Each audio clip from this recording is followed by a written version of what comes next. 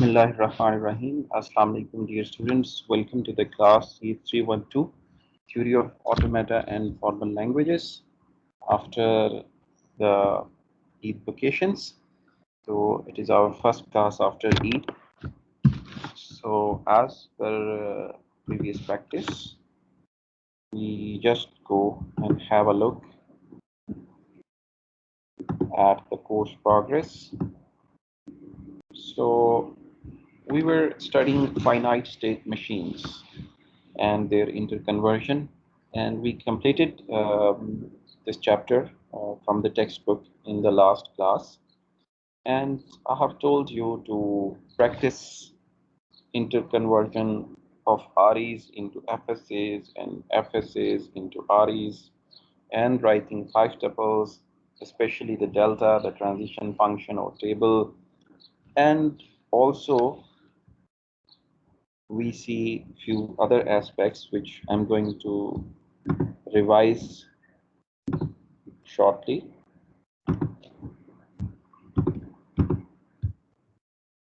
So I'm gonna revise last 2 lectures first, and then very brief introduction of the previous weeks, which we studied from the start of the semester in ODL mode till the Eid vacations.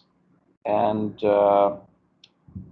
as you guys know कि हम लोग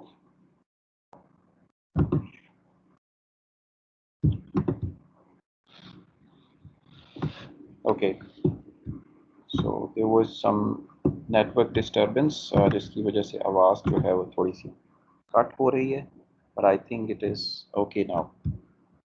जी, तो हम बात कर रहे थे पिछले 2 वीक्स की कि उसमें हमने जो फाइनाइट स्टेट मशीन्स का स्पेशली पढ़ा था, उसको हम पहले थोड़ा सा रिवाइज कर लेते हैं, क्योंकि बीच में आपकी एप्लीकेशंस की ब्रेक आ गई थी, तो लिंक अप करने के लिए we just revise what we studied very briefly. तो फाइनाइट स्टेट मशीन्स जो हैं वो रेगुलर लैंग्वेज रिकॉग्नाइज़र के तौर पर इस्तेमाल होती हैं, जिसमें हम किसी भी रेगुलर लैंग्वेज को यानी कि रेगुलर एक्सप्रेशन को पिक्चोरियल रिप्रेजेंटेशन के ज़रिए एग्जॉस्टिव मेथड के ज़रिए ड्रॉ कर सकते हैं. फाइनाइट स्टेट मशीन की जो डेफिनेशन बुक में दी हुई है ये ज़रा डिस्क्रिप्टिव फॉर्म में है, लेकिन हमने इसकी 5 टपल कॉन्क्रीट डेफिनेशन पढ़ी थी, जो कि मैंने आपको राइट करके भी दिखाई थी, और हम बुक में जितनी भी एग्जांपल्स की हैं इस चैप्टर में उनके 5 टपल्स जो हैं वो हम कुछ के हमने फाइंड किए थे, और बाकी के मैंने आपसे कहा था कि आपने जो है तमाम एग्जांपल्स के 5 टपल्स जो हैं उनको लिखना है. और वो 5 टपल्स क्या थे? Q, sigma, delta, Q naught, and F. So Q is a set of states, sigma is the input alphabet, delta is the transition function. However, we are drawing transition tables. As textbook में भी transition tables हैं. However, we come back to the transition function later in this course. And then we saw Q naught, which is the unique start state of every finite state machine. And set F is the last in the 5 tuple, which may be empty as well and which may have more than one elements in this set. यानी कि एक से ज़्यादा भी final states हो सकती हैं और कोई final state भी नहीं हो सकती. तो ये हमने जब हमने ये शुरू किया था चैप्टर, तो हमने इसके शुरू में इसको तफसील से पढ़ा था और इसकी बहुत सी एग्जांपल्स भी देखी थी. पेंट में भी ड्रॉ की थी हमने एग्जांपल्स, और स्टार्ट स्टेट, फाइनल स्टेट. इसके साथ साथ इसमें 3 ऑक्सिलरी नोट्स होते हैं जो कि सारे नॉट के हैं, कि नो पाथ नहीं हो सकता फाइनाइट स्टेट मशीन में, मल्टी पाथ नहीं हो सकता, और आपके पास एप्सिलॉन एजेस भी नहीं हो सकते. एंड ऑल्सो इसके साथ साथ हमने डेड स्टेट को भी देखा था कि डेड स्टेट जो है वो कब बनती है, और वो कैसी स्टेट होती है जिसमें अगर आप एक दफ़ा चले जाएं तो वहाँ से वापसी मुमकिन नहीं, और ना ही वो स्टार्ट स्टेट होती है और ना वो फाइनल स्टेट होती है. तो हमने डेड स्टेट की भी प्रॉपर्टीज़ इसमें देखी थी. और इसके साथ साथ हम एक लैंग्वेज करते आ रहे थे जो कि बड़ी ऑल्दो फंडामेंटल है, लेकिन स्पोर्ट्स में जो हमारी टेक्स्ट बुक है, इसके राइटर जो हैं डैनियल आई कोहन, वो इसको बाकी चैप्टर्स में भी साथ साथ लेकर चलेंगे. और जैसे जैसे हम कंप्यूटर थ्योरी के टूल्स सीखते जाएंगे, उस पर हम इस लैंग्वेज को अप्लाई करेंगे। It is a regular language, और ये लैंग्वेज है आपकी इवन जिसमें number of a's and b's जो हैं उनकी तादाद इवन होती है, नो मैटर कि वो किस ऑर्डर में अपीयर होते हैं लैंग्वेज में। ये हमने काफ़ी पहले चैप्टर 4 में ये लैंग्वेज देखी थी। ऑल्दो ये काफ़ी बेसिक लैंग्वेज है, लेकिन इसकी प्रॉपर्टीज़ जो हैं वो काफ़ी फंडामेंटल हैं और काफ़ी सारी चीज़ों में इस्तेमाल होती हैं, जैसा कि आपने एप्सिलॉन या लैम्डा या वर्ड ऑफ नो लेटर की प्रॉपर्टीज़ शुरू से देखते चले आ रहे हैं, वैसे ही इवन लैंग्वेज भी आपके साथ इस कोर्स के ऑलमोस्ट आखिर तक जो है ये साथ चलेगी। तो ये तो था आपका खुलासा, जो कि हमने फाइनाइट स्टेट मशीन्स के बारे में स्टडी किया था, और उसके बाद हमने डजन्स ऑफ एग्जांपल्स देखी थी, और हर एग्जांपल में हमने, आपको याद होगा कि हम फाइनल स्टेट को रोटेट करते रहते थे और बिहेवियर देखते थे। हर क्लास का भी हमने बिहेवियर देखा था, और बड़ी तफसील के साथ ये जो 20-25 एग्जांपल्स हैं, इसमें अगर आप फाइनल स्टेट्स को रोटेट करते जाएं तो ये हंड्रेड्स ऑफ एग्जांपल्स में तब्दील हो जाती हैं। इसमें से हमने काफ़ी सारी एग्जांपल्स के साथ क्लास बिहेवियर का काम किया था, और मैंने आपसे कहा था कि आप ऐसी प्रैक्टिस 5 टपल्स बनाएं, उसके बाद 3 ऑक्सिलरी नोड्स को चेक करें हर ग्राफ पर, और फाइनली आप क्लासेस का बिहेवियर भी देखें। जो इसमें नोड्स हैं या स्टेट्स हैं, हर स्टेट का अपना एक बिहेवियर होता है, और ये हम कोर्स में आगे जाके देखेंगे भी। सी एक थ्योरम है जिसमें हम इसको पढ़ेंगे, लेकिन फॉर द टाइम बीइंग आप सिर्फ प्लस स्टेट को देख सकते हैं कि अगर इसको एक जगह से दूसरी जगह मूव करें तो बिहेवियर कैसे तब्दील हो जाता है। और हमने ये बड़ी तफसील के साथ एक एक एग्जांपल इसकी करके देखी थी, और उसमें ये चेंज भी किए थे और कुछ अपनी एग्जांपल्स भी ली थी। साथ के साथ मैंने आपसे कहा था कि ए बी की जगह आप हेड और टेल, जो कि हम अप्लाइड एग्जाम्पल चैप्टर 4 से अपने साथ लेकर आ रहे हैं, हेड टेल की गेम की, वो भी आप ए और बी की जगह एच और टी को इस्तेमाल करके इन सारे ग्राफ्स में आप थोड़ी सी प्रैक्टिस कीजिएगा, और आपको थोड़ा सा आइडिया होगा कि एटलीस्ट हेड टेल की जो कॉइन टॉस की स्मॉल सी गेम है, उसकी आप अप्लाइड प्रैक्टिस में इसको समझ सकते हैं। तो ये हमने जो है एक एक ग्राफ बड़ी तफसील के साथ किया था, and we work on this chapter very slowly so that आप इसे ग्रास्प कर सकें। फिर स्टूडेंट्स, आपको याद हो ये इवन का ग्राफ है, और ये फाइनाइट स्टेट मशीन्स 3 और फाइनाइट स्टेट मशीन्स को भी अपने अंदर जो है वो हिडन किए हुए है। अगर हम इस मशीन की पावर सेट को देखना चाहें, यानी कि अगर मैं प्लस को 1 से 2 पे ले जाऊं, फिर 2 से मैं इरेज करके 3 पे ले जाऊं, 3 से इरेज करके 4 पे ले जाऊं, तो हमने ये एमएस पेंट के अंदर ड्रॉ करके, और हर नोड का बिहेवियर हमने देखा था कि ये जो ग्राफ है इसका पावर सेट काफ़ी इनलार्ज है। ऑल्दो अभी तो हमें इवन का मिल रहा है, लेकिन इसमें 3 और लैंग्वेजेस भी हम रिकॉग्नाइज कर सकते हैं, और ये काफ़ी पावरफुल ग्राफ है। और एग्जामिनेशन पॉइंट ऑफ व्यू से भी अगर आप इसको देखें तो इसके अंदर इवन एज इवन बीस, ऑड एज, इवन बीस, ऑड एज एंड ऑड बीस, 4 और ग्राफ सेट्स इसके अंदर फाइनाइट स्टेट मशीन जो हैं वो मौजूद हैं। तो इसका पावर सेट काफ़ी इनलार्ज है इस लैंग्वेज का, जैसा कि मैंने आपको बताया कि बहुत सी इसकी प्रॉपर्टीज़ हैं लैंग्वेज की कंप्यूटर थ्योरी के हवाले से। इसीलिए टेक्स्ट बुक में आपकी तकरीबन हर चैप्टर में जो भी आप नया टूल करेंगे उसमें मोर और लेस इसको ज़रूर टच किया जाता रहेगा till the end of this book. तो मुझे उम्मीद है आप सब स्टूडेंट्स ने ये काम किया होगा, और हर एक एग्जाम्पल के अंदर जितनी बातें मैंने अभी आपको रिपीट की हैं वो आपने इम्प्लीमेंट करके इसको अच्छे से कर लिया होगा। और आपको याद होगा स्टूडेंट्स, 6 मई का जो लेक्चर था हमारा ईद की छुट्टियों से पहले, आखिरी जो ऑटोमेटा थ्योरी के जुमेरात की क्लास थी, उसमें हमने ये वाली एग्जाम्पल भी की थी, और इस एग्जाम्पल में आपका सिग्मा जो है वो इट इज़ लार्जर देन 2। लेकिन ये बस आपको एक जैसा कि मैंने लास्ट लेक्चर में भी कहा था, ये समझाने के लिए ये एग्जांपल है कि sigma can be any finite length of words, ठीक है। ऑल्दो हम 2 से ही hundreds and thousands of combination बना सकते हैं वो कैसे, मैंने आपसे कहा था कि थोड़ा सा वेट कर लें, आगे क्लीनी थ्योरम हम पढ़ रहे हैं, साथ आपको सेमेस्टर प्रोजेक्ट भी मिल जाएगा, तो उसमें मैं आपको एक सेशन में कुछ आपको वैसे तो खुद समझ आएगा क्लीनी थ्योरम ऑफ यूनिफिकेशन से, but still I will also explain कि 2 के सिग्मा के साथ लार्जर स्ट्रीम्स आपने कैसे जनरेट करनी है। तो ये हमारा चैप्टर ख़त्म हो गया था 6 ऑफ मई को।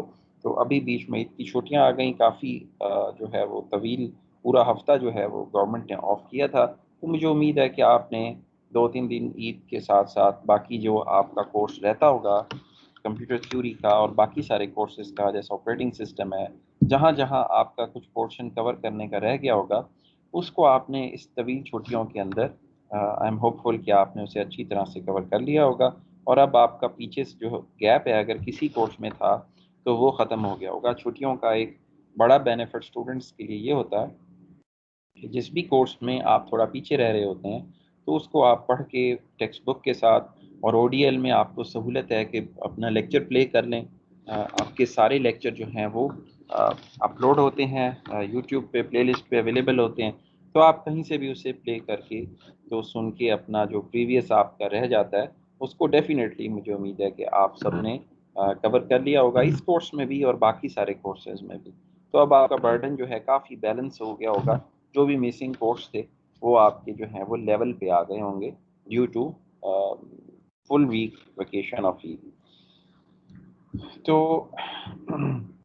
अभी मैं डायरेक्टली क्लीनी थ्योरम छठे चैप्टर पे जाने से पहले एक वेरी ब्रीफली इंट्रोडक्शन आपको रीकैप देता चलता हूँ कि जो हम पहले पढ़कर आ चुके हैं इस कोर्स में। तो ये कोर्स, इसके लिए हमें थोड़ा सा कोर्स आउटलाइन की तरफ जाना पड़ेगा और थोड़ा सा सिलेबस की तरफ जाना पड़ेगा। तो आपको याद होगा कि ये जो कोर्स का पर्पज़ है, ये कोर्स ये तो आपको पता ही है कि मेन कैंपस में डॉक्टर तौकीर अहमद साहब पढ़ाते हैं, और यहाँ पर RCET में मैं इसे कोच करता हूँ। जैसा कि मैंने आपको पहले हफ्ते में भी बताया था कि डॉक्टर तौकीर के साथ मुझे तकरीबन 3 से 4 सेमेस्टर ये कोर्स कंबाइन पढ़ाने का मौका मिला था, बिकॉज़ UET लाहौर के अंदर यूनिफाइड सिस्टम एक दफ़ा आया था जिसमें पांचों कैंपसेस में एक ही कंटेंट्स वीकली पढ़ाए जाते थे और पेपर भी सेम ही होता था। 90 मार्क्स का पेपर जो है वो पांचों यूईटी के जो कैंपस हैं मेन को मिला के उनके टीचर्स मिल के बनाते थे, और मार्किंग भी उसकी मेन कैंपस में हुआ करती थी और वो भी कंबाइन मार्किंग होती थी, और ऐसा सिस्टम चलता रहा है 2 साल के करीब करीब। तो उसमें कंप्यूटर थ्योरी यानी ऑटोमेटा थ्योरी का कोर्स मैंने और डॉक्टर साहब ने मिल के सुपरवाइज़ किया था, और उसमें काफ़ी सर से सीखने को भी मिला है, because he is my senior associate professor हैं। सो तो और ये CLOs भी अभी तक सेम है, और उसी टाइम जो है ये म्यूचुअल जो है वो इसका करिकुलम जो कि कवर करना है वो था, और अभी भी टाइम टू टाइम उनके साथ कांटेक्ट रहता है। ओके जी, हमने देखा था इस कोर्स की डिस्क्रिप्शन जो है वो क्या है। इसमें हम फोकस कर रहे थे capabilities and limitations of computers. So सलाहियत और लिमिटेशन कंप्यूटर थ्योरी के पर्सपेक्टिव में हमने देखनी है।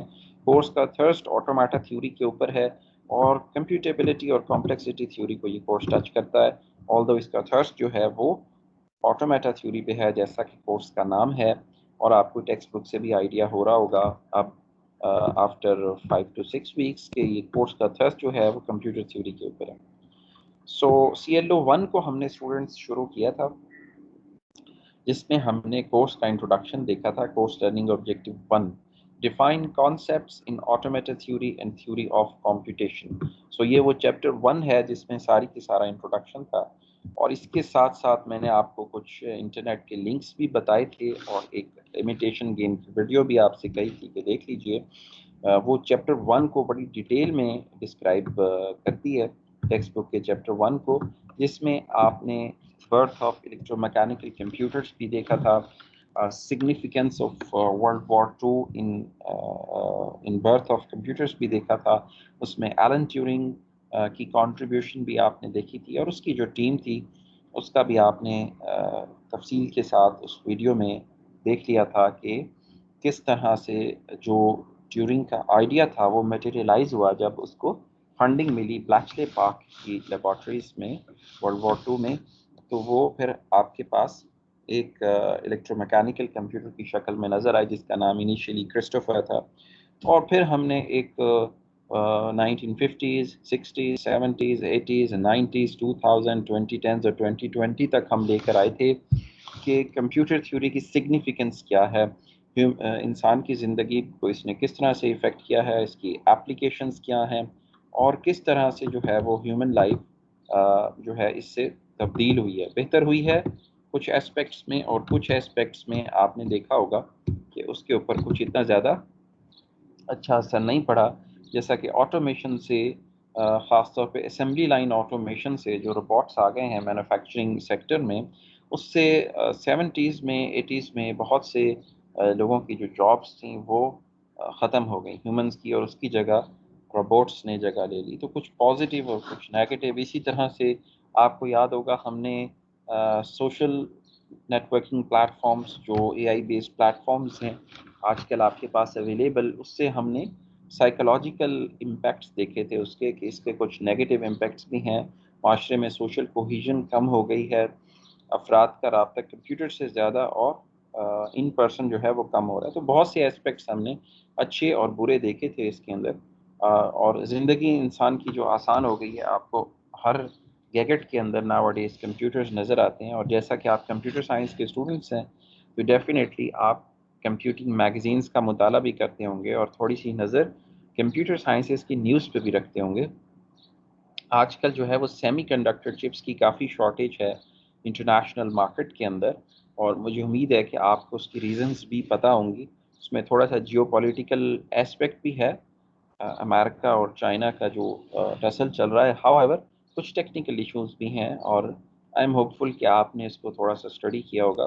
तो क्योंकि इंसान की ज़िंदगी के हर पहलू में कंप्यूटर्स का इस्तेमाल हो रहा है, लिहाजा जो सिलिकॉन वैली है वो उतनी चिप प्रोड्यूस नहीं कर पा रही है।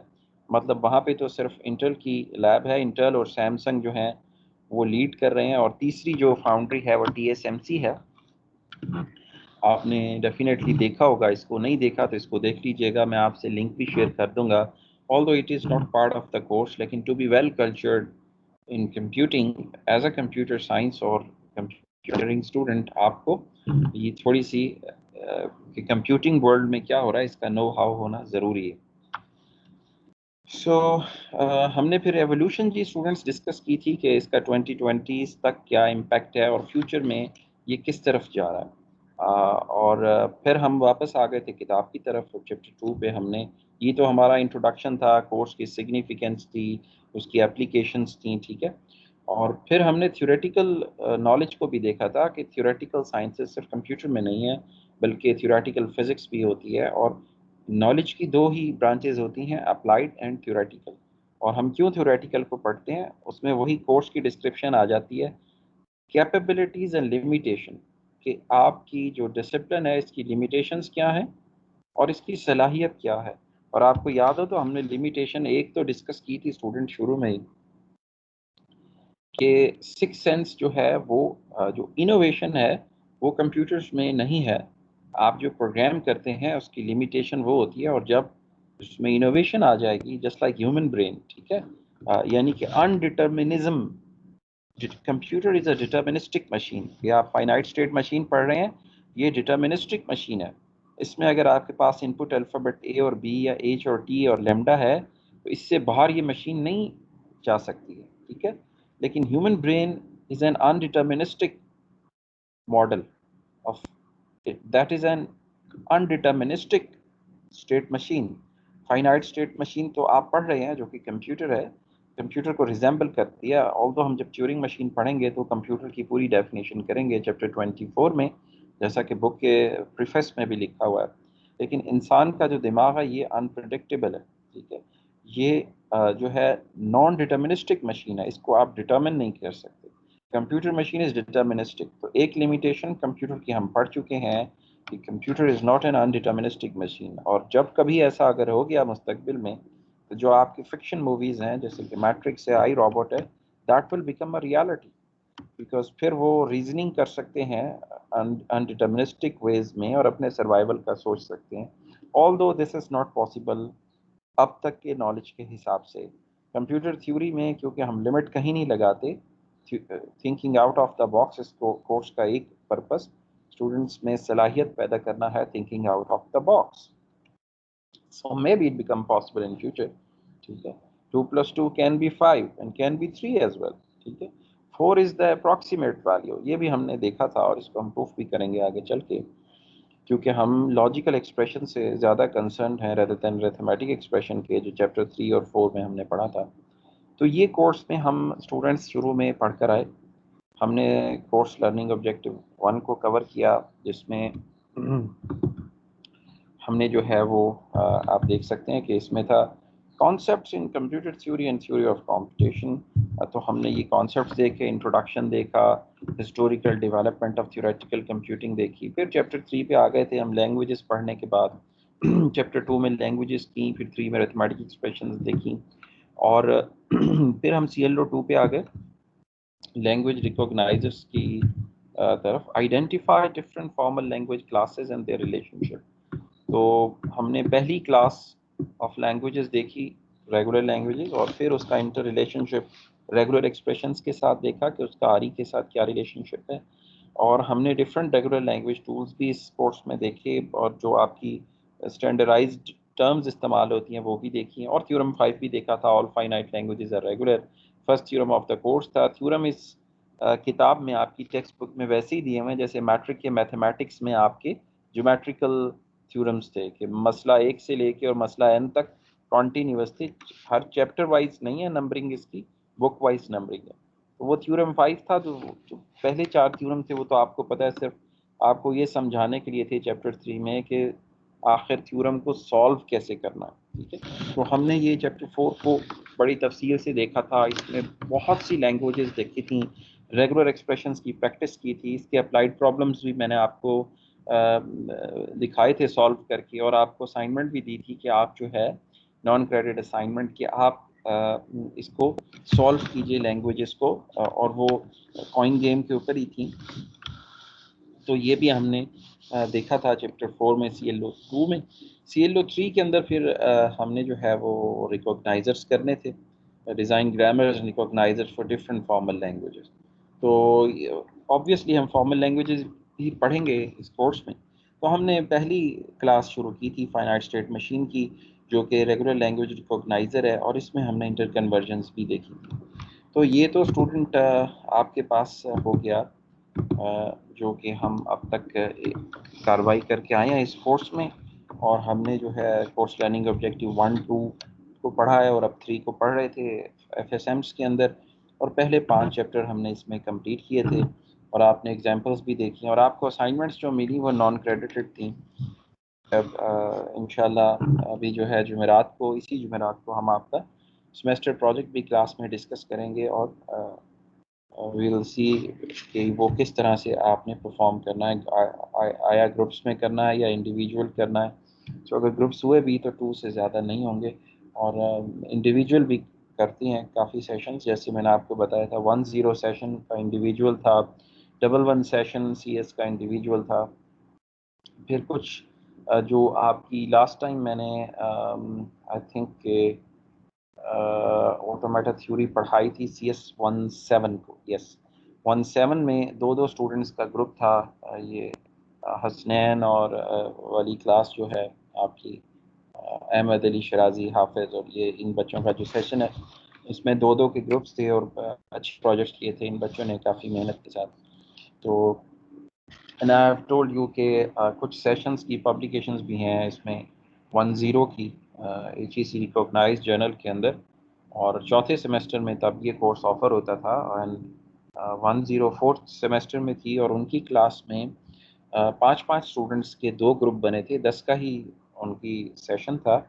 और दोनों ग्रुप्स ने पब्लिकेशन की थी इंटरनेशनल HEC रिकॉग्नाइज्ड जर्नल के अंदर, और वो पब्लिश बाद में हुई थी। पहले हमने रचना के अंदर एक कॉन्फ्रेंस अरेंज की थी अप्लाइड कंप्यूटर थ्योरी के ऊपर, और उसमें UT से भी लोगों को बुलाया था, और यहाँ गिफ्ट यूनिवर्सिटी से भी और गुजरात यूनिवर्सिटी से, पंजाब यूनिवर्सिटी गुजरांवाला कैंपस से भी इनवाइट किया था लोगों को। और ये आपका जो ऑडिटोरियम है, यहाँ पे हमने applied computer theory, conference on applied computer theory arrange की थी 2012 के अंदर। वहाँ पर जो है इन बच्चों ने अपना काम प्रेजेंट किया था, और उसमें हमने प्रिंसिपल साहब को भी इनवाइट किया था, और बाकी कैंपस से फैकल्टी, दूसरी यूनिवर्सिटीज़ से स्टूडेंट्स एंड फैकल्टी को भी इनवाइट किया था। अच्छी खासी गैदरिंग थी ऑडिटोरियम में, और इन बच्चों ने अपना काम उसके अंदर प्रेजेंट किया था, और under my supervision they conducted this research. So हम सब ने मिल के वो काम प्रेजेंट किया था वहाँ कॉन्फ्रेंस में। यूजुअली आपने अपनी रिसर्च का बताना होता है कि इसमें आपने क्या किया। इंट्रोडक्टरी फंडामेंटल लेवल की रिसर्च थी, लेकिन जो है कि ऑब्वियसली उन्होंने डिज़ाइन किया था एक एक्सपर्ट इंजन। तो गेम्स के ऊपर उन्होंने काम किया था, गेम थ्योरी पे, दोनों ग्रुप्स ने। और मुझे याद है कि आर्केड गेम बनाई थी। एक ग्रुप था जिसे लीड कर रहे थे रिजवान। जब आपकी 4-5 स्टूडेंट्स का ग्रुप होता है तो उसमें एक ग्रुप लीडर जो है वो यूजुअली इंस्ट्रक्टर नॉमिनेट कर देता है, जिसने कि टीचर के साथ कम्युनिकेट करना होता है और टाइम लेना होता है। और दूसरे ग्रुप को लीड कर रहे थे शहजाद साहब, जो आपके टीचर भी हैं और 10 सेशन के स्टूडेंट हैं, गोल्ड मेडलिस्ट थे, गोल्ड मेडलिस्ट हैं रचना के। तो ये जो शहजाद साहब थे, इन्होंने जर्नल, इनका जो ग्रुप था, इन्होंने जर्नल जो है एनालिसिस किए थे कि गेम थ्योरी में कंप्यूटर थ्योरी को कैसे इस्तेमाल किया जा सकता है। इसकी कॉरेलेशन इन्होंने शो की थी डिफरेंट पैरामीटर्स इस्तेमाल करके। तो इन दोनों के पेपर पब्लिश भी हुए थे, वो मैं आपसे जुमेरात को शेयर भी कर दूंगा। ग्रुप पे लिंक्स उसके अवेलेबल हैं, वो जर्नल की वेबसाइट के ऊपर आप डाउनलोड कर सकते हैं, पढ़ सकते हैं। इसी तरह से 11 सेशन में भी एक पब्लिकेशन थी स्टूडेंट की, और मेरा ख्याल है उसके बाद जो है वो पब्लिकेशन तो नहीं हुई, लेकिन ये है कि बच्चे अपने प्रोजेक्ट्स करते रहे हैं। तो यूजुअली अभी जो रूटीन हमारी चल रही है वो यही है कि एक सिंगल स्टूडेंट या दो का ग्रुप जो है वो मैक्सिमम इसमें हम अलाउ करते हैं सेमेस्टर प्रोजेक्ट के अंदर। तो उसमें आपकी काफ़ी प्रैक्टिस भी हो जाएगी, और वो हम इस थर्सडे को इंशाल्लाह वी विल स्टार्ट डिस्कशन, और विद इन 1 वीक इसको फाइनलाइज कर लेंगे, ताकि आपका अप्लाइड पोर्शन भी साथ साथ चलता रहे। जो आप टूल पढ़ते जाएंगे कंप्यूटर थ्योरी का, वो साथ साथ अप्लाई करते जाएंगे। और जो कि अभी थोड़ा सा गैप है किताबों के अंदर, अप्लाइड कंप्यूटर थ्योरी पे आप सर्च कर लें इंटरनेट पे जाके, लाइब्रेरीज में आपको बुक्स नहीं मिलेंगी। रिसर्च पेपर ज़रूर मिल जाएंगे गूगल स्कॉलर पे सर्च करने से, लेकिन किताब की शक्ल में अप्लाइड कंप्यूटर थ्योरी जो है उस पर आपको मटेरियल नहीं मिलेगा जो कि अंडर ग्रेड लेवल के ऊपर जो है आप उसको स्टडी कर सकें। और मेरी और थोड़ी सी इसमें काविश है कि इसके ऊपर एक बुक जो है वो कंपाइल की जाए। तो ये टाइम का मैनेजमेंट नहीं हो रही, लेकिन होपफुली इंशाल्लाह अप्लाइड कंप्यूटर थ्योरी पे एक बुक जो है वो in coordination with doctor Tauqeer and main campus में डॉक्टर तला वहीद हैं, उनके साथ भी मैं कंपाइलर जो है कोर्स पढ़ाया है। तो कोशिश है कि अगर थोड़ा सा टाइम मैनेज हो जाए तो कोलैबोरेशन में एक बुक जो है इस पर लिखी जा सके, जो किसी इंटरनेशनल जो पब्लिशर है स्प्रिंगर वगैरह उससे पब्लिश की जा सके अंडर ग्रेड नोट्स के सीरीज़ के अंदर। इसमें कोशिश स्टार्ट की थी, but that halted long time ago due to time management. So इंशाल्लाह इसके ऊपर भी काम करेंगे, लेकिन आपका सेमेस्टर प्रोजेक्ट फ़िलहाल जो है वो उसमें मैं आपको सुपरवाइज़ करता रहूँगा। आप लोग काम करेंगे, जो जो टूल पढ़ेंगे उसको अप्लाई करते जाएँ, तो आपकी जो अप्लाइड पार्ट है वो भी इस कोर्स में कवर हो जाएगा इंशाल्लाह। तो स्टूडेंट्स, अब तक आज की क्लास में हमने क्या कवर किया है। पहली चीज़ तो हमने लास्ट 2 वीक्स के जो हमारी हमने पढ़ा था फाइनाइट स्टेट मशीन CLO3 से, उसको रिवाइज़ किया है। उसके बाद हमने देखा है कि हमने कोर्स में शुरू से लेके ईद वेकेशंस तक क्या पढ़ा था। CLO1, 2, 3 तीनों को हमने ब्रीफली देखा और कोर्स की रिवीजन की है, ठीक है। उसके बाद हमने डिस्कस किया है कि अब आपका नेक्स्ट में सेमेस्टर प्रोजेक्ट हो जाएगा। साथ ही मैंने आपको ये भी याद करा दिया कि आपने फाइनाइट स्टेट मशीन या CLO3 में जो मैंने आपको काम बताए थे वो आपने किए हैं या नहीं। तो मुझे उम्मीद है कर दिए होंगे। अगर किसी स्टूडेंट के अभी भी रहते हैं तो आप उसको जल्दी से एक्स्ट्रा टाइम मैनेज करके जो आपको मैंने वर्क बताया था इसमें उसको कर दीजिए। तो ओके जी, अभी हमारे पास लेक्चर में 30 मिनट्स मौजूद हैं और अब हम चलेंगे आज की क्लास की तरफ। और अच्छा, अब हम शुरू कर रहे हैं स्टूडेंट्स चैप्टर 6। छठा चैप्टर जो है और सातवां चैप्टर, ये दोनों chapter clini theorem of unification को एक्सप्लेन करते हैं, ठीक है, विद एग्जांपल्स। तो छठे चैप्टर में प्री रेक्विजिट है क्लीनी थ्योरम की। आप देख रहे हैं सातवें चैप्टर का नाम है क्लीनी थ्योरम और छठे चैप्टर का नाम है ट्रांजिशन ग्राफ्स। ट्रांजिशन जाहिर है स्टैटिक का इन्वर्स वर्ड है, स्टैटिक जिसमें कि जो अपनी स्टेट ना चेंज करता हो। ट्रांजिट करना यानी हरकत करना, एक नोड से दूसरी नोड पे मूव करना। तो ये जो है आपका एंटोनिम है आपके स्टैटिक का। तो इस चैप्टर में हम ट्रांजिशन ग्राफ्स को स्टडी करेंगे और इसके लिए अच्छा, पहली चीज़ तो ये हो गई कि क्लीनी थ्योरम ऑफ यूनिफिकेशन छठे और सातवें चैप्टर को पढ़ के आप इसको कर पाओगे इम्प्लीमेंट। दूसरी चीज़ ये कि छठा चैप्टर में वो प्री रेक्विजिट्स दी हुई हैं जो इस्तेमाल होंगी क्लीनी थ्योरम के अंदर 7th चैप्टर। तो हमने इसमें पढ़ना है जी ट्रांजिशन ग्राफ। मैं आपको पहले ये दिखा देता हूँ चैप्टर और फिर हम इसको स्टडी करते हैं। अच्छा, इसमें इसने एक इसकी डेफिनेशन भी दी है और जिसकी एब्रीविएशन आप टीजी इस्तेमाल कर रहे हैं, ठीक है। और दूसरी चीज़ जो ये आपको यहाँ पे दिखाएगा वो होगी जीटीजी, जनरलाइज ट्रांजिशन ग्राफ। सो बुनियादी तौर पे इस चैप्टर में दो तरह के ग्राफ्स आप स्टूडेंट्स ने देखने हैं, टीजी और जीटीजी। और बस इस चैप्टर में और कुछ भी नहीं है। ये देखें, ये जीटीजी आ गया, जनरलाइज ट्रांजिशन ग्राफ। इसकी भी इसने डेफिनेशन दी हुई है और नॉन मैथमेटिकल डेफिनेशन होती है ये, यानी कि ज़्यादातर इसमें इसने डेफिनेशन दी हुई होती है डिस्क्रिप्टिव फॉर्म में। नॉन डिटर्मिनिज्म है जी इसमें। नॉन डिटर्मिनिज्म का हम थोड़ा थोड़ा जिक्र तो करते आए हैं, अगरचे इसमें नॉन डिटर्मिनिस्टिक मशीन्स नहीं आएंगे इस चैप्टर में, लेकिन ये नॉन डिटर्मिनिज्म को इन जनरल डिस्कस करेगा कि नॉन डिटर्मिनिज्म होती क्या है। नॉन डिटर्मिनिस्टिक जो मशीन्स हैं हम सातवें चैप्टर के बाद इंशाल्लाह करेंगे। इसमें अलग से चैप्टर नहीं है इस बुक में, लेकिन ये है कि हम इसको क्लीनी थ्योरम पढ़ने के बाद मैं आपको एग्जांपल्स कराऊंगा और आपका सेमेस्टर प्रोजेक्ट भी मिल गया होगा, उसमें भी आपको ये non deterministic finite state machines help out करेंगी। और एनएफए जो है एक और तरह से भी हमें हेल्प आउट करेगी। आपको याद हो, अभी भी मैंने आज भी बताया कि कोर्स की लिमिटेशंस हमने देखनी है, कैपेबिलिटीज़ एंड लिमिटेशंस। तो नॉन डिटर्मिनिस्टिक मशीन्स जो हैं वो आपको कंप्यूटर्स की लिमिटेशंस के बारे में बताएंगी कि कंप्यूटर्स क्या नहीं कर सकते, क्या उनकी रेंज से बाहर है, ठीक है। और जो उसकी रेंज के अंदर है वो आपको नज़र आना शुरू हो गया फाइनाइट स्टेट मशीन से, और उसकी कम्प्रीहेंसिव डेफिनेशन आखिरी चैप्टर में ट्यूरिंग मशीन की शक्ल में दी हुई है, जो कि हम करेंगे इंशाल्लाह। तो स्टूडेंट्स, ये है आपके पास 6th चैप्टर। इसमें क्लीनी थ्योरम नहीं है, लेकिन ये टीजी और जीटीजी दोनों इस्तेमाल होंगे चैप्टर 7 में क्लीनी थ्योरम के अंदर। तो हम इसको शुरू आज करेंगे और इसको हम कंप्लीट करेंगे थर्सडे की क्लास में, ठीक है। और नेक्स्ट वीक हम 7th चैप्टर को टच करेंगे जो कि क्लीनी थ्योरम ऑफ यूनिफिकेशन है, नेक्स्ट थर्सडे को, ठीक है। तो हमें ये छठे चैप्टर में 2 लेक्चर लगेंगे और जो उसके बाद नेक्स्ट मंडे की क्लास होगी उसमें आधे लेक्चर में हम 6th चैप्टर की प्रैक्टिस करेंगे और at the end of the next week lecture हम क्लीनी थ्योरम का इंट्रोडक्शन लेंगे और फिर अगली थर्सडे को हम उसको पढ़ेंगे इंशाल्लाह।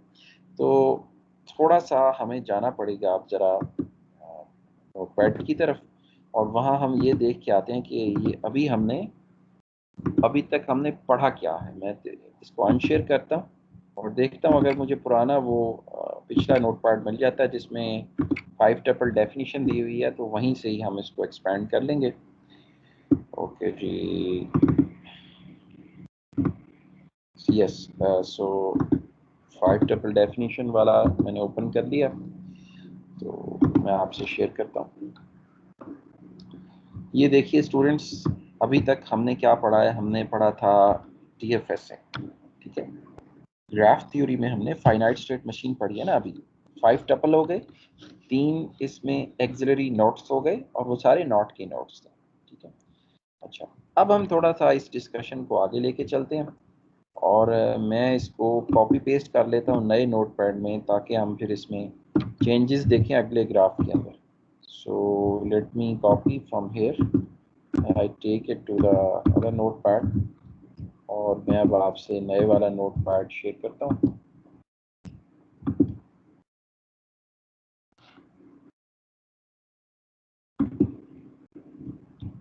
इसको हम सेव कर लेते हैं जी as chapter 6 TG-GTG।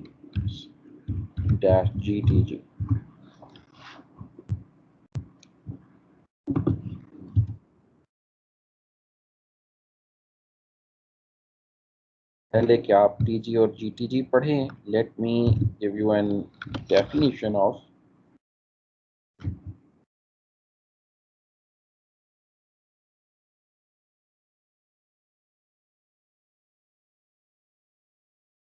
non-deterministic finite state automata is 5 tuple also।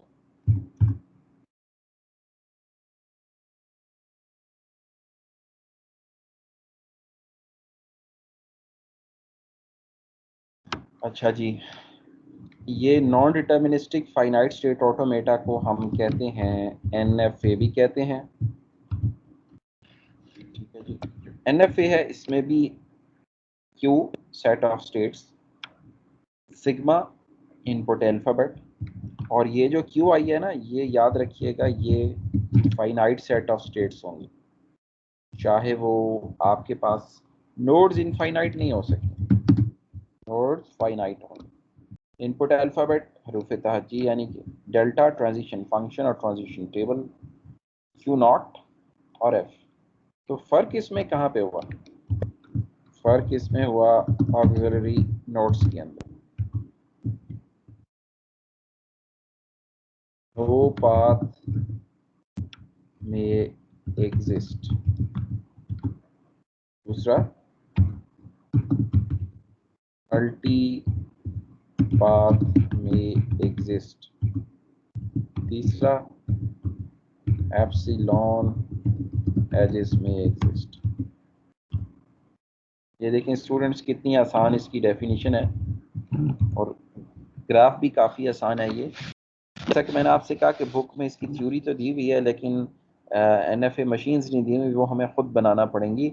उन्होंने इसकी एक बिगड़ी हुई शक्ल TG और GTG बुक में दी हुई है थोड़ी आसानी पैदा करने के लिए, लेकिन NFA बड़ी इंपॉर्टेंट मशीन्स हैं, हम इसको पढ़ेंगे भी सही, आप सेमेस्टर प्रोजेक्ट में भी इसको इस्तेमाल करेंगे। TG और GTG जो हैं वो भी नॉन डिटर्मिनिस्टिक ग्राफ्स हैं, लेकिन NFA से थोड़े मुख्तलिफ हैं। सो पहले जो एक सिंपलर ग्राफ है उसको हम देख लेते हैं। DFS से आप पढ़ के आ चुके हैं, तो NFA में Q sigma delta Q naught F वैसे के वैसे ही हों।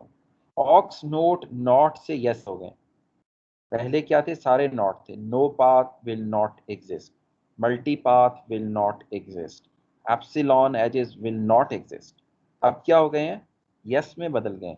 No paths will exist, multi path में, विल तो होता है ना जरूर, मे एग्जिस्ट, आ भी सकता है नहीं भी हो सकता, एप्सिलॉन एजेस मे एग्जिस्ट। इससे हमें एक थ्योरम जो हम बाद में प्रूव करेंगे, ये आप देखें, F A is a subset of NFA, which means, ये डेफिनेशन देखिए ना आप, ये 3 में विल नहीं है, मे है। नो पाथ भी आ सकता है, मल्टी पाथ भी आ सकता है, एप्सिलॉन एजेस भी आ सकता है। अब अगर मैं ये कहूँ कि A+B क्लोजर का जो आपने FSA बनाया था, याद है आपको A+B क्लोजर का FSA? देखें पेंट में इसको फिर से बना लेते हैं अगर आप भूल गए हैं। अगर ऑब्वियसली आपने अब इतनी एग्जांपल्स कर ली हैं, तो ये आपके बाएं हाथ का खेल होगा, A+B क्लोजर का FSA, और आप आंखें बंद करके भी इसको अब बना सकते होंगे अगर आपने किताब से वो सारा काम कर लिया है, लेक्चर भी सुना है। तो it is not an issue for you.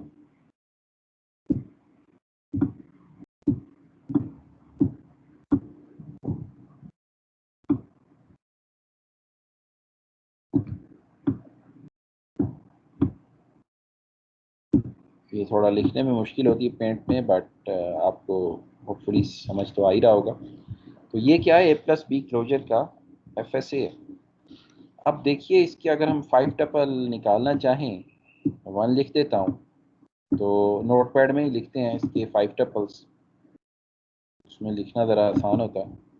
तो मैं वापस नोटपैड पे चलता हूँ।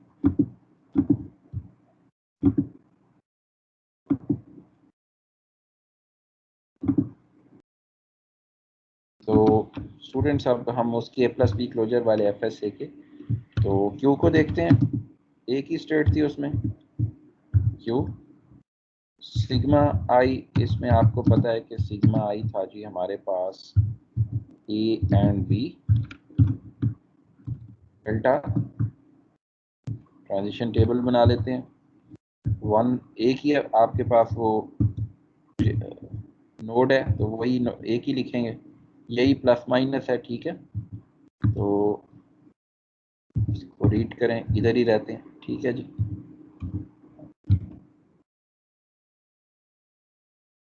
ये हो गई हमारे पास delta Q not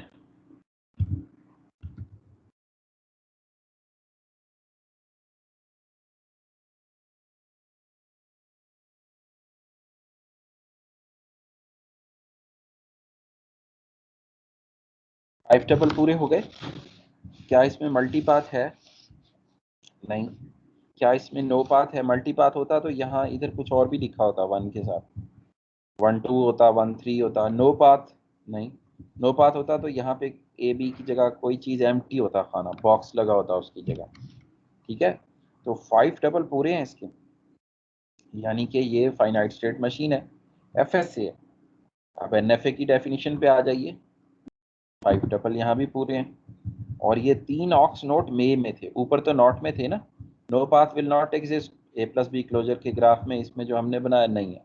multi path will not exist, हमने A+B क्लोजर का जो ग्राफ बनाया उसमें मल्टी पाथ नहीं है। Epsilon edges will not exist, यानी लैम्डा एजेस, हमने A+B क्लोजर का जो ग्राफ बनाया उसमें एप्सिलॉन एजेस नहीं है। अब अगर NFA के 3 ऑक्स नोट्स देखें, नो पाथ में एग्जिस्ट, मे का मतलब होता है मे आर मे नॉट, नहीं है जी, ठीक है, कोई मसला नहीं। मल्टी पाथ में एग्जिस्ट है नहीं, it's okay, may or may not exist. Epsilon edges में एग्जिस्ट नहीं है, मे और मे नॉट था, इट्स ओके। यानी कि ये NFA भी है। इससे हमें पता चलता है by constructing method of construction, हमें पता चला कि हर FA NFA होता है, ठीक है। हम इसे कॉन्ट्रडिक्शन से प्रूफ भी कर सकते हैं। every FSA is an NFA also, या NFA is a superset of FSA, ठीक है जी। तो अब आप देखिए कि हर FSA NFA होता है, और NFA is a superset of FA। अब मैं आपको वापस पेंट पे लेके चलता हूँ।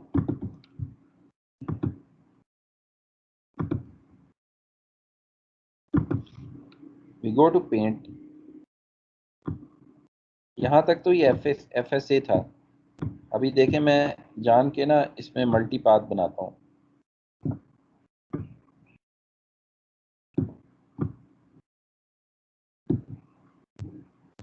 अब इसकी अगर मैं ट्रांजिशन टेबल लिखूं,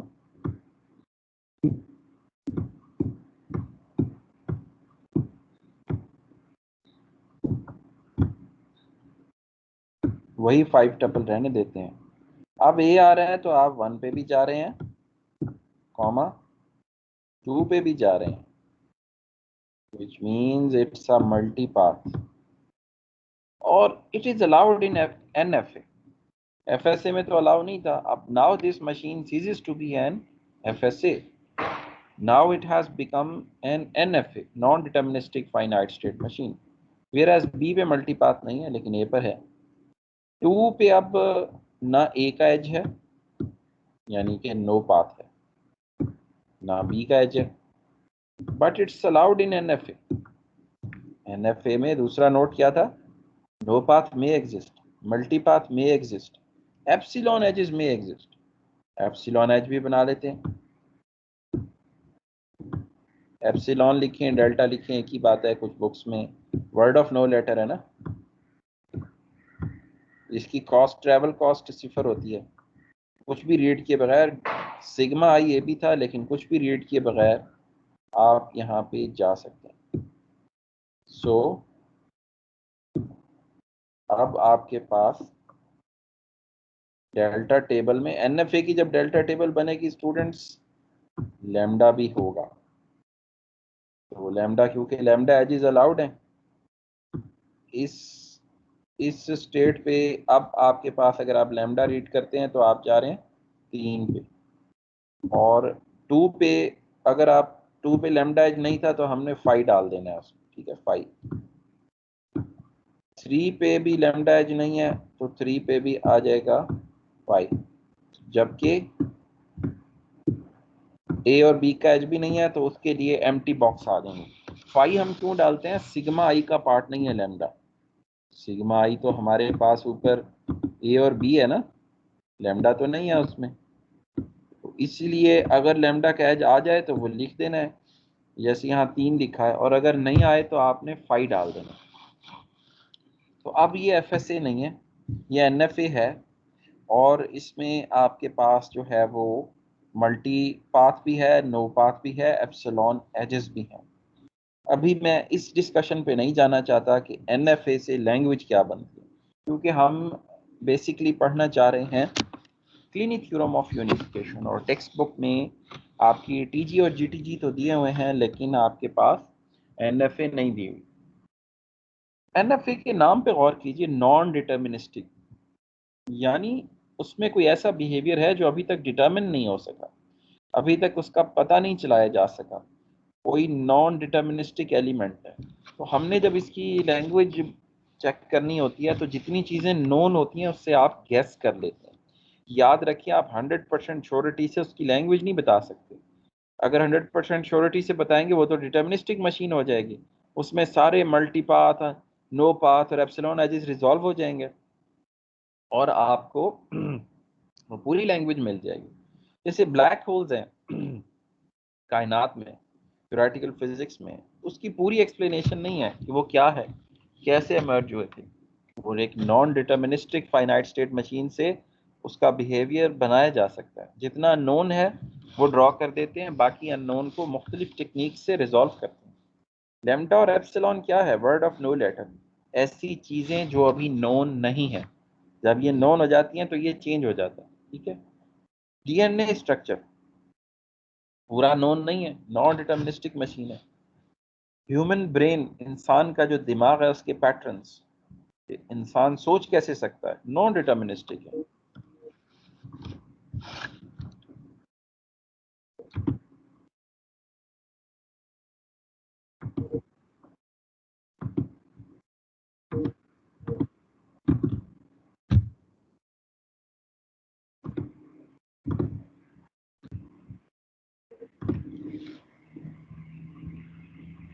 सो ओके जी, इंटरनेट डिस्कनेक्ट हो गया था और अभी ब्रीफ सी डिस्कनेक्शन के बाद वापस रिकनेक्ट हो गया लकीली। तो ओके, तो हम बात कर रहे थे जी, इसने मेरा ख्याल है शेयर अभी भी किया हुआ है, यस किया हुआ। तो हम बात कर रहे थे नॉन डिटर्मिनिस्टिक लैंग्वेजेस की। सो आप उसे श्योरिटी से नहीं कह सकते, वो एग्जॉस्टिव लैंग्वेजेस नहीं होती। तो जो चीज़ें अननोन होती हैं, अब जैसे इंसान का ब्रेन है, ये डिटर्मिनिस्टिक नहीं है। डिटर्मिनिस्टिक हो जाए तो कंप्यूटर के एल्गोरिदम की तरह आप बता सकते हैं कि इस आदमी की अगली मूव्स ये होंगी, ये परफॉर्म करेगा इतने बजे, या इसने ये टास्क परफॉर्म करनी है अब। तो डिटर्मिनिस्टिक नहीं है, नॉन डिटर्मिनिस्टिक है। हर ह्यूमन ब्रेन का बिहेवियर दूसरे ह्यूमन ब्रेन से मुख्तलिफ है, नॉन डिटर्मिनिस्टिक है। एक और चीज़ यहाँ मैं ऐड करता चलूँ, कंप्यूटर के अंदर आप नॉन डिटर्मिनिज्म को कोड नहीं कर सकते, ठीक है। आप सिर्फ डिटर्मिनिज्म को कोड कर सकते हैं। नॉन डिटर्मिनिस्टिक बिहेवियर अगर कोड हो गया तो फिर जैसा मैंने शुरू में की कि जो फिक्शन मूवीज़ हैं वो रियलिटी में तब्दील हो जाएंगी, ठीक है। कि आपने तो कंप्यूटर के अंदर सिर्फ जो है वो बायोस फीड की थी और विंडोज़ फीड की थी किसी रोबोट के अंदर, लेकिन जो है उसको उसने इनोवेशन स्टार्ट कर दी, नॉन डिटर्मिनिस्टिक पैटर्न्स पे चल पड़ा और वो अपने सर्वाइवल का भी सोच सकता है और दूसरे काम कर सकता है। That is not possible to date. ठीक है, तो नॉन डिटर्मिनिज्म को हम कोड नहीं कर सकते। आगे कंपाइलर कंस्ट्रक्शन के कोर्स में यू विल सी, जो अगले सेमेस्टर में आएगा, कि हम लोग जब ट्रांसलेट करते हैं मशीन को तो डिटर्मिनिस्टिक मशीन को हम कोड की तरफ ले जाते हैं, नॉन डिटर्मिनिज्म को नहीं लेके जा सकते। ठीक है, मिसाल के तौर पे हम कंप्यूटर को ये नहीं कह सकते कि जी ये पोर्शन तो हमें मालूम है ब्लैक होल्स का, बाकी तुम खुद पता लगा लो। That's not possible. ह्यूमंस इसमें थ्योरीज दे सकते हैं। ठीक है, अब कायनात की क्रिएशन है, इसमें सारी थ्योरीज ही है ना, थियोरेटिकल फिजिक्स में कैसे क्रिएट हुई थी, बिग बैंग थ्योरी थी और वो बहुत सारी थ्योरी हैं। इंसान कैसे बना था, कैसे पहला इंसान बना था, थ्योरीज हैं। नॉन डिटर्मिनिज्म है, इसमें वो एस्टिमेशन करते हैं और थ्योरी पेश करते हैं जो बाद में गलत भी साबित हो जाती है। So computer is a deterministic machine. ठीक है, कंप्यूटर एक डिटर्मिनिस्टिक मशीन है और इसमें आप डिटर्मिनिज्म को या जितना पार्ट डिटर्मिनिस्टिक हो उसी को कोड कर सकते हो। तो वापस चलते हैं हम जी। तो ये एक एनएफए की आपके पास एग्जाम्पल मौजूद है। अच्छा, अब हम ज़रा किताब का सफ़र करते हैं। तो एनएफएज, इसके साथ साथ मैं ये ऐड करता चलूँ, हर एफएसए एक एनएफए है। NFA is a super set of FSA, क्योंकि एन एफएसए के अंदर सिर्फ नॉट होता है, लेकिन एनएफए के अंदर यस और नो दोनों एक्सिलरी नोट्स में। मे आ गया ना, मे का मतलब होता है मे आर मे नॉट भी। ठीक है, तो उसमें सिर्फ नॉट है, इसमें यस भी है, ये तीनों ऑक्स नोट्स में। तो ये उसका सुपर सेट है, ये आपने जहन में रखना है। और आप किसी भी एफएसए के अंदर ये तीन एक्सिलरी नोट्स पैदा करके, तो उस ये तीन में से कोई भी चीज़ डालेंगे, दैट वो जो एफएसए है that will cease to be an FSA, because उसमें तो नॉट की प्रोविजन थी ना, आपने यस कर दिया। No path multi path epsilon edges, जब ये आ जाएंगे तो वो क्या हो जाएगा, वो आपका एनएफए हो जाएगा और एफएसए नहीं रहेगा। बाकी एफएसए अपनी सही शक्ल में जितने भी एफएसए हैं वो सारे एनएफए भी होते हैं, क्योंकि NFA is a super set of FA. Vice versa true नहीं है, every NFA may not be an FSA, हो भी सकता है अगर उसमें वो तीन, जैसे ये अब ए प्लस बी का क्लोजर, ये एफएसए भी है और एनएफए भी है जो हमने पहली मशीन ड्रॉ की थी। अब जब इसमें नो पाथ मल्टी पाथ और एप्सिलॉन एच डाल दी है, अब ये एनएफए तो है लेकिन एफएसए नहीं है। So vice versa may not be true. Every FSA is an NFA, but vice versa may not be true. और ये आप प्रूफ भी कर सकते हैं कंस्ट्रक्शन से, कॉन्ट्रडिक्शन से, in whatever method you like. अब हम जरा बुक की तरफ चलते हैं।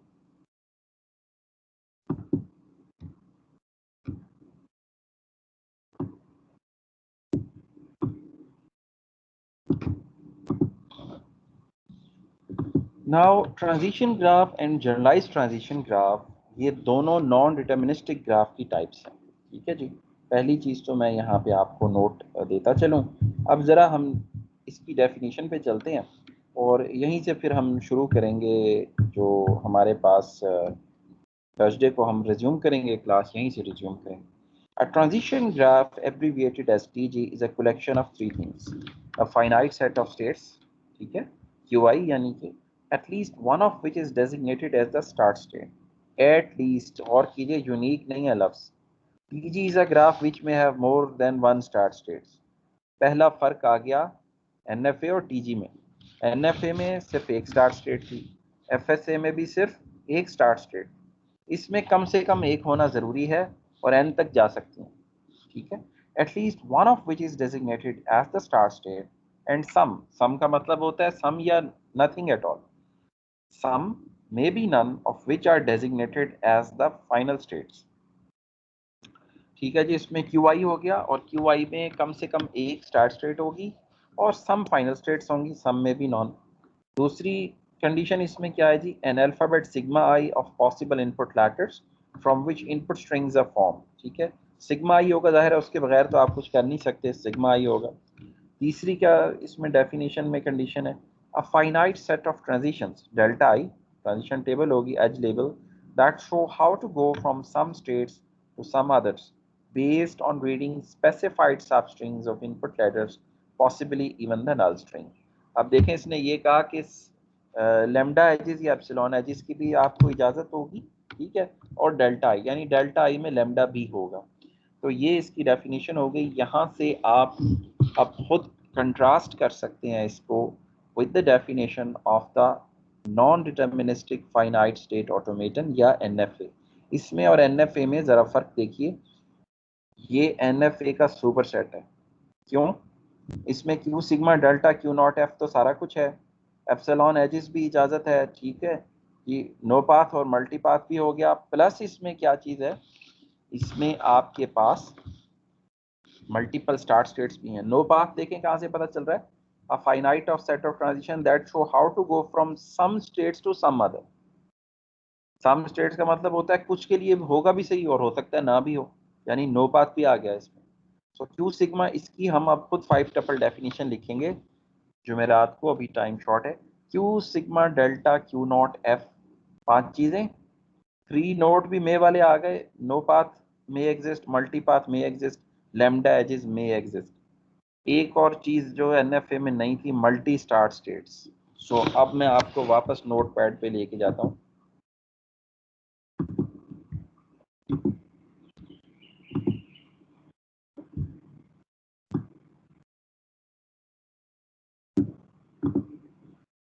और हम अब देखें, ये लिखते हैं transition graph is a super set of NFA, NFA is a super set of FA. इससे हमें क्या पता चला students, every NFA is a TG but vice versa may not be true. ठीक है जी, हर एनएफए टीजी है। अब टीजी की 5 टेबल डेफिनेशन आज हम नहीं लिख पाएंगे, टाइम इज शॉर्ट। हम 5 टेबल डेफिनेशन और 3 नोट्स लिखेंगे, इसको सेव कर लेते हैं। लेकिन आपको ये समझ आ गया होगा कि ये जो इसकी 5 टपल डेफिनेशन है वो किस तरह से एक चीज उसमें एक्स्ट्रा होगी, और उसमें जब हम क्यू नॉट लिखेंगे तो हम यहाँ पे लिखेंगे 1 स्टार्ट स्टेट्स मैंडेटरी और it may have more than 1 start state. Q not एक सेट हो जाएगा। पहले तो क्यू नॉट एक यूनिक स्टार्ट स्टेट थी ना, अब क्यू नॉट एफ की तरह एक सेट बन जाएगा। ये इसके अंदर फर्क होगा। TG is a 5 tuple also, ठीक है। अब मैं यहाँ पे इसको ज़रा क्लोज कर लूँ, नीचे तो एग्जाम्पल है ना, यहाँ लिख देते हैं। ये हमने एग्जाम्पल ली थी, वो जो पेंट पे भी की है, T G is a 5 tuple also. और यहीं से हम अपना अगला लेक्चर शुरू करेंगे और इसकी डेफिनेशन लिखेंगे ट्रांजिशन ग्राफ की, और इसकी एग्जांपल्स भी देखेंगे। और क्योंकि थर्सडे को 2 लेक्चर्स होते हैं तो उस दिन हम जनरलाइज ट्रांजिशन ग्राफ जो है उसकी भी डेफिनेशन कर लेंगे, और उसकी एग्जांपल्स शायद हम मंडे को जो है कंप्लीट करें इस चैप्टर को 6 को। और ये अब आपको समझ आ गई होगी कि छठे चैप्टर में जो 2 मशीन्स दी हुई हैं, ये दोनों मशीन्स मैं आपको बुक की तरफ लेके चलता हूँ अब।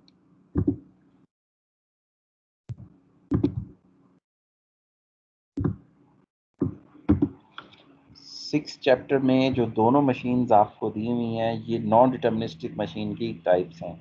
नॉन डिटर्मिनिस्टिक मशीन्स में स्टूडेंट्स हमने एनएफए देखी आज, ठीक है, उसकी एग्जांपल भी देख ली। टीजी की हमने डेफिनेशन पढ़ी है, इसकी 5 टपल डेफिनेशन हम अगले लेक्चर में इंशाल्लाह करेंगे, और जीटीजी को भी टच करेंगे। तो ये था स्टूडेंट्स हमारी आज की क्लास, जिसमें हमने क्लिनी थ्योरम ऑफ यूनिफिकेशन को समझने के लिए चैप्टर 6 को पढ़ना स्टार्ट किया है, और चैप्टर 6 को करने के बाद हम चैप्टर 7 में क्लिनी थ्योरम को कंप्लीट करेंगे। जैसा कि मैंने आपसे कहा कि बुक में एनएफएज नहीं दिए हुए, लेकिन हमने उसको करना है, सेमेस्टर प्रोजेक्ट में भी आपके काम आएंगे। और वो आपका थ्योरम भी पूरा नहीं होता कि F A is a subset of NFA, NFA is a subset of TG. हम इस थ्योरम को आगे लेके चलेंगे जैसे जैसे हम आगे कंप्यूटर थ्योरी टूल्स पढ़ते जाएंगे। तो ये भी एक लैंग्वेज रिकॉग्नाइजर है।